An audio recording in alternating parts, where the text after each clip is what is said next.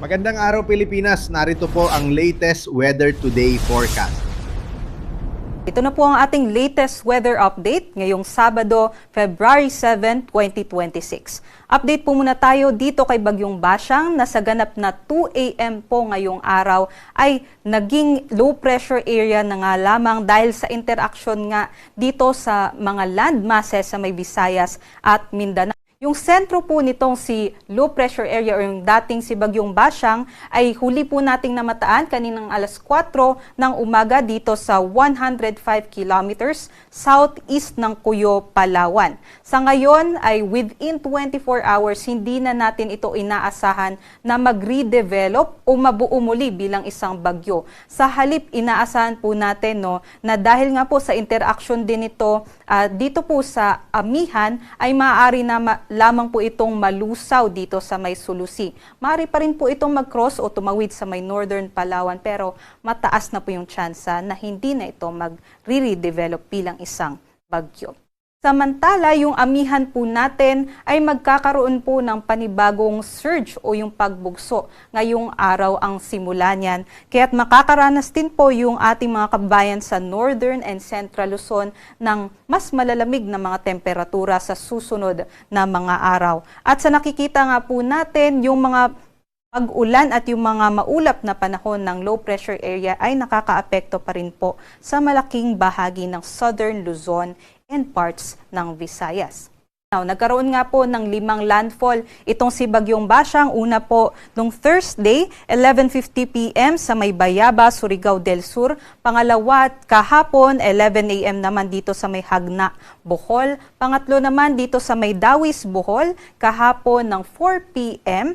At kagabi din dito po sa may Alcoy, Cebu ng 7:50 p.m. At last landfall point naman po nito ay kagabi din 9 p.m. naman dito sa may Ayungon, Negros Oriental. At dahil nga po sa interaction nito dito sa mga kalupaan ng Visayas at Mindanao ay nasira nga po yung istruktura nitong si Bagyong Basyang kaya low pressure area na lamang po ito ngayong araw. Kaya't ngayong araw nga, inaasahan natin dahil sa Amihan ay possible yung mga maulap na panahon at mga pag-ulan sa may Batanes, Cagayan at sa may Isabela. Samantala, yung LPA nakakaapekto din dito sa may Mimaropa, inaasahan pa rin po natin yung katamtaman hanggang sa malalakas na mga pag-ulan.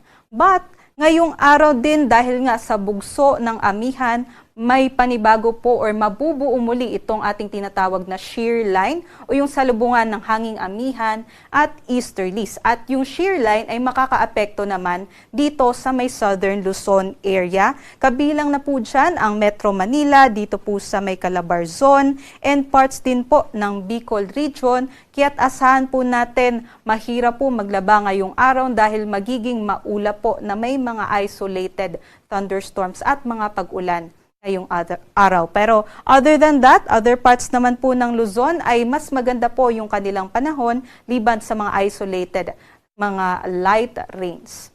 Ito naman po yung ating inaasahan na agwat ng temperatura ngayong araw sa may Lawag 20 to 30, Tuguegarao 18 to 29 degrees Celsius. Sa may Baguio, mababa po yung temperatura 12 to 21 degrees Celsius. Metro Manila 22 to 30, Tagaytay 20 to 28 at sa may Legazpi naman 25 to 28 degrees Celsius. Dumako naman po tayo dito sa may Palawan, Visayas at Mindanao. Dito po sa may Palawan, Western Visayas at Negros Island Region, ngayong araw apektado pa rin po tayo ng LPA at maaari pa rin po tayo makaranas ng mga pag-ulan at mga thunderstorms. Kaya't doble ingat pa rin po sa ating mga kababayan dyan dahil nga po matagal-tagal na din po tayo inuulan dahil dito kay Bagyong Basyang. And aside po dyan, yung shear line natin ay nag-e-extend din po sa may northern and eastern Samar, kaya't meron din po tayong maulap o makulimlim na panahon at mga pag-ulan dahil po sa shear line. But other parts of Visayas and Mindanao, mas magiging maaliwalas naman po yung ating panahon ngayong araw, kaya't magkakaroon po ng break yung ating mga kababayan na nasa lanta nitong si Bagyong Basyang at gamitin po sana natin itong oras na ito para makapag-recover ng maayos. Ngunit aside po sa mga isolated thunderstorms, maganda po yung ating panahon ngayong araw. Mas mainit nga dito sa may Mindanao, so possible po sa may Zamboanga, 25 to 33 degrees Celsius na po yung ating agwat ng temperatura. And dito po sa may Cebu, Tacloban, Cagayan de Oro, and sa may Davao, possible po between 24 to 32 degrees Celsius ang ating agwat ng temperatura. Mas mababa naman po yung ating temperatura dito po sa may Kalayaan Islands na aabot po 25 to 29, 23 to 30 naman po sa may Puerto Princesa, and sa may Iloilo, 25 to 30 degrees Celsius.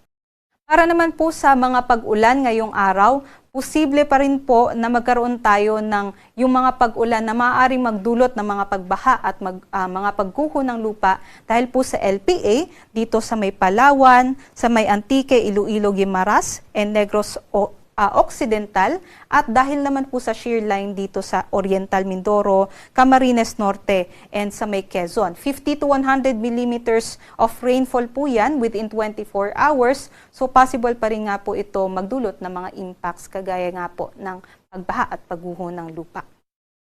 At para sa next few days or the next 4 days naman po, inaasahan natin bukas, Sunday, magpapatuloy po ang epekto ng shear line dito po sa may southern Luzon area and also sa may eastern sections ng Visayas. So possible nga po yung mga pag-ulan, magpapatuloy po yan bukas. And magpe-persist din po yung ating amihan. So patuloy nga po itong bubugso at maaari din po makaranas ng mga pag-ulan at mga maulap na panahon ang Northern Luzon.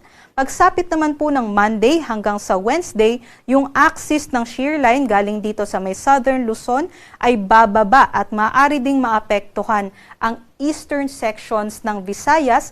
Kaya't maghanda po yung ating mga kababayan dahil yung shear line na ine-expect natin dito ay malalakas din po yung dalang mga pag-ulan. So prepare na lamang po tayo, especially dito sa may eastern Visayas area, Bicol region, Mimaropa, and parts ng Calabarzon. And para po sa ating mga sea conditions, wala naman na po tayong nakataas na gale warning. Ngunit sa lahat po ng seaboards ng ating bansa ay katamtaman hanggang sa maalon pa rin ang ating mga karagatan, kaya't doble ingat po sa mga mamamayan na maglalayag. Dahil nga po ay posible pa rin na yung mga thunderstorm activities magpataas din ng ating mga pag-alon na delikado pa rin po sa mga maliliit na mga sasakyang pandagat.